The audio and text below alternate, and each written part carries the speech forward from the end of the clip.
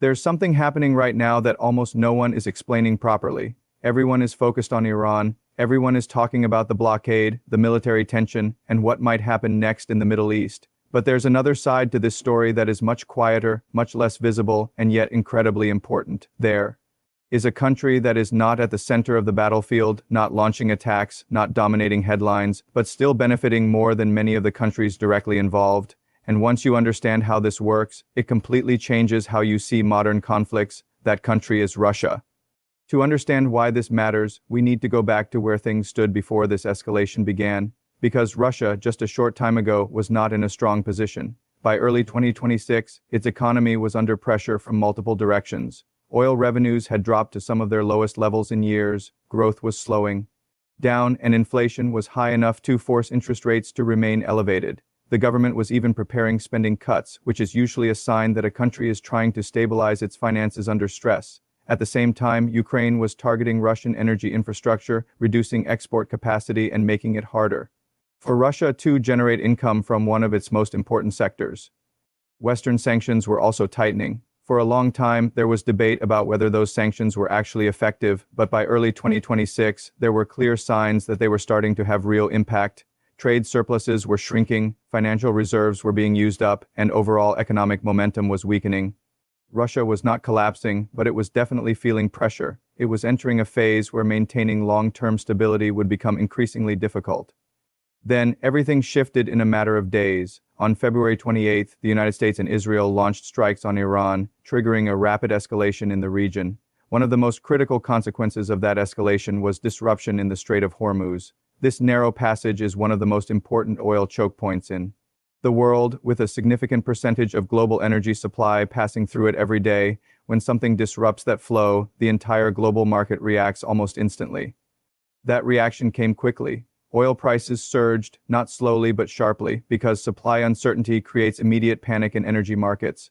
Countries that depend on stable oil imports suddenly face the possibility of shortages, and when supply becomes uncertain, buyers don't wait, they start securing alternatives as fast as possible. This is where Russia enters the picture in a very important way. Russia is one of the largest oil exporters in the world, and unlike countries in the Gulf region, it was not directly affected by the conflict. Its oil fields were operating, its export routes were functional, and it was geographically removed from the immediate danger zone. Before this crisis, Russian oil was being sold at a discount because of sanctions. Buyers were cautious, and Russia had to compete by offering lower prices. But once the Hormuz disruption happened, that dynamic completely changed. The global priorities shifted from price to availability.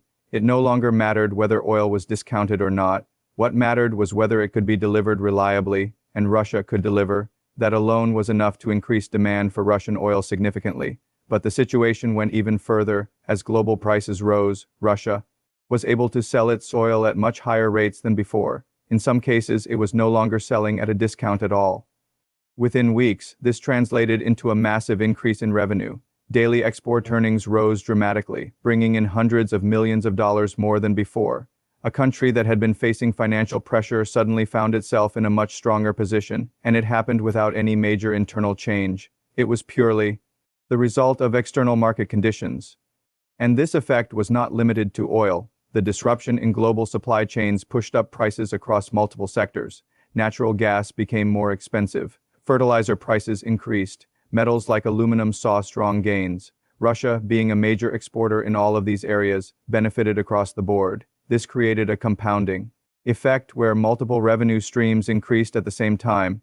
Estimates vary, but some projections suggest that Russia could earn tens of billions of dollars in additional revenue depending on how long the disruption lasts. In longer scenarios, that number could grow even further. And what makes this especially striking is that Russia did not start this conflict and is not directly fighting in it, yet it has become one of the biggest financial beneficiaries. This raises a fundamental question about how modern conflicts actually work, because traditionally we think of wars in terms of winners and losers based on military outcomes. But in reality, economic outcomes can be just as important, if not more.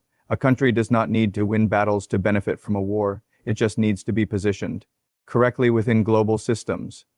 There are also indications that Russia may not have been entirely passive in this situation. Some analyses suggest that it may have provided limited support to Iran, such as intelligence or strategic advice. While not all of this is fully confirmed, the idea is that prolonging disruption in the region helps maintain higher energy prices. And higher energy prices directly benefit Russia. Even without direct involvement, there are ways to influence outcomes indirectly. At the same time, the United States is dealing with a completely different set of consequences. Rising oil prices create pressure within the domestic economy. Fuel costs increase, which affects transportation, production, and everyday expenses. Consumer confidence can decline, markets react negatively, and political pressure begins to build. So while one country is actively involved in managing the conflict and its consequences, another is benefiting financially from the same situation. This contrast highlights something important about the structure of global power. It is no longer just about military strength. It is also about economic positioning, supply chains, and market influence. The countries that understand these dynamics are often able to benefit even when they are not directly involved. If we zoom out even further, we can see how this situation connects to other ongoing conflicts. Before this escalation, Western countries had a clear strategy regarding Russia. The goal was to limit its energy revenues, weaken its economy, and reduce its ability to fund military operations, particularly in Ukraine, for a period. This strategy was showing results, but the sudden increase in energy prices reversed much of that pressure. With higher revenues, Russia gains more financial stability, and with more stability, it gains more flexibility in its long-term strategies. This includes the ability to sustain military operations for longer periods. In simple terms, a conflict in one region ended up strengthening a country's position in a completely different conflict. This is the part that is often overlooked, because on the surface, these events seem unrelated. But when you follow the economic impact, the connection becomes clear. Energy markets link everything together. A disruption in one part of the world can create advantages in another. Another important factor in this situation is the role of global alliances. In recent developments, the United States has taken major actions, including implementing a blockade aimed at cutting off Iran's trade routes.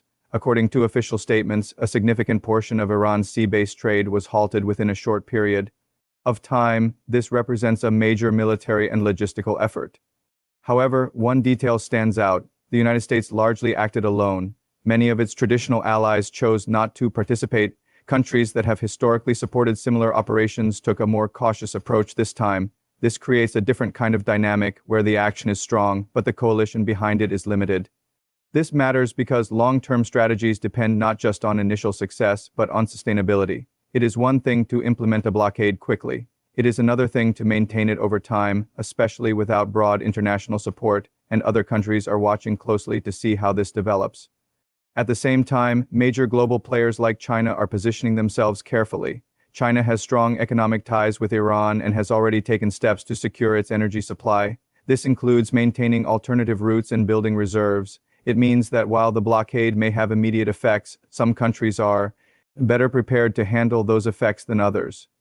All of this adds another layer of complexity, because now the situation is not just about one conflict or one region. It is about how multiple countries respond, how markets adjust, and how long these conditions can be sustained. When you step back and look at the full picture, a pattern emerges. A conflict disrupts a critical supply route, global prices rise, countries outside the conflict that can still supply resources benefit financially, and those financial gains influence other conflicts and strategic decisions. This is not a coincidence. It is how interconnected global systems work.